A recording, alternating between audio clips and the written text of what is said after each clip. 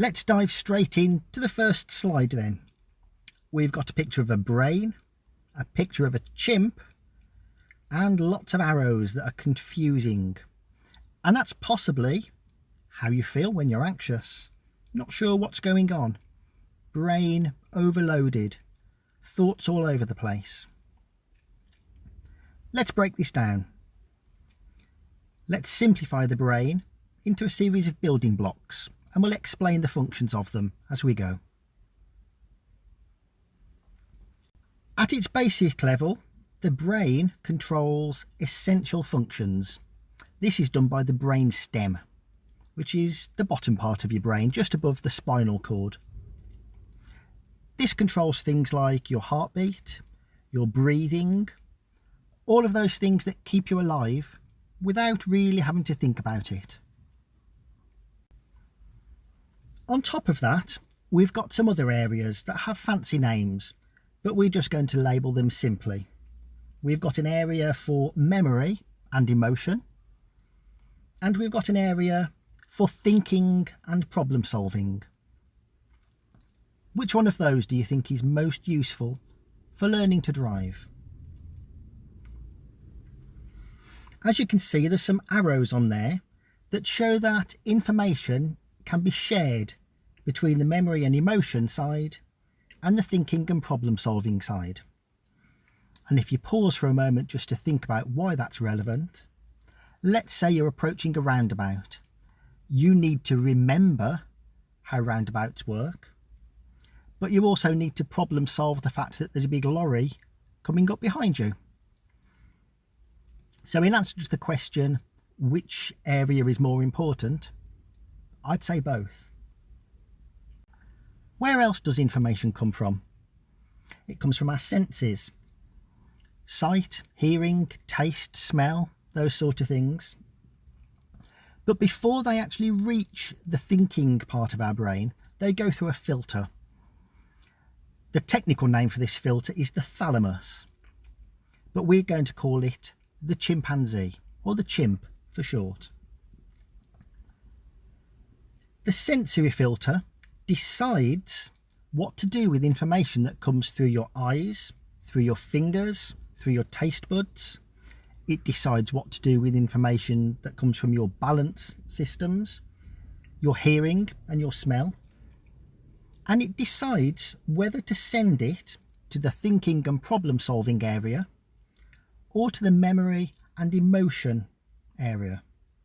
You can see on this slide that hearing and smell are on there twice. We call those special senses.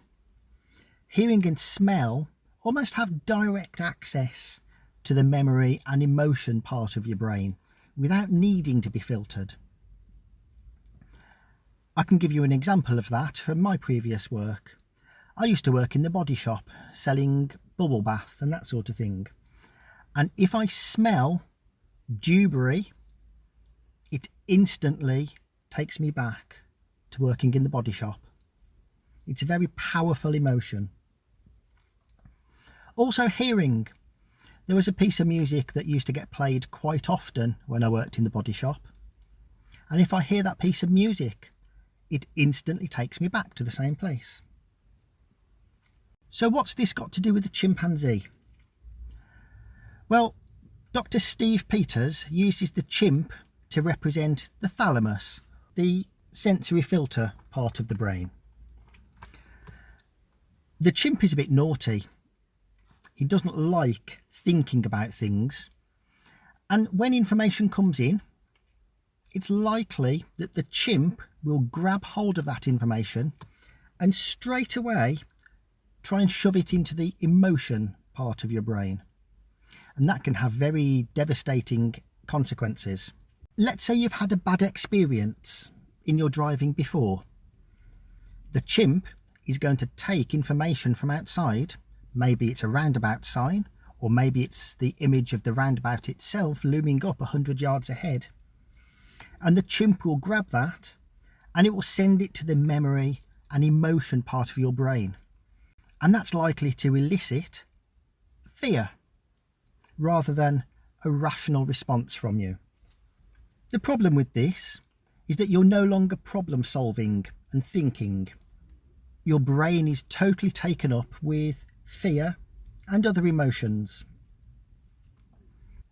That might make something go wrong, which will then reinforce the fact that you should be scared of roundabouts.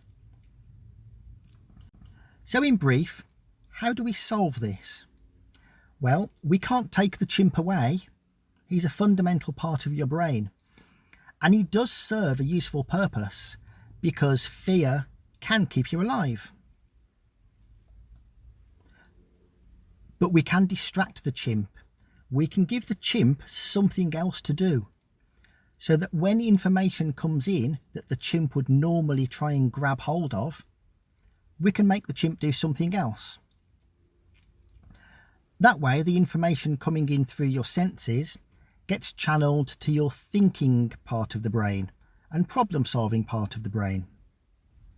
That means you're in a better position to deal with the situation that's coming up, and you'll have a positive experience. And that positive experience can then form part of your memory. So how can we stop the chimp from getting his hands on the information? How can we distract him? What else can we give the chimp to do? Well, we could try commentary driving. That way our brain is taken up with processing what's coming in without giving the chimp a chance to get his hands on it. We could acknowledge maybe that we've had a bad experience before, but then challenge the chimp by saying, I've got a roundabout coming up. I used to be scared of roundabouts, but I can deal with this. We could even just say something totally random. Got a roundabout coming up, that's a nice tree. And that will just distract the chimp for long enough to make the fear less relevant. You could try singing, similar to commentary driving, but maybe more pleasant. Another interesting way is to access the memory and emotion section of your brain yourself and do it directly through the use of a familiar smell. Do you remember I told you how a smell takes me back to a place where I used to work? Well, how about we did some work with your favourite perfume? And you could learn to associate the smell of your perfume with a good experience. And anytime you feel that a fearful moment might be coming up, just smell that perfume. Just pop it on the back of your wrist. And that might take you away from the chimp. And there's a more fundamental way, which is probably not professional for a driving school video, but you can simply tell the chimp to off. So I hope that's given you an insight into one of the ways that inclusive driving is different from other instructors. Yes, we are patient. Yes, we are understanding. All driving instructors should do that. But we go one step further. So that's all for now, and I hope to see you again very soon.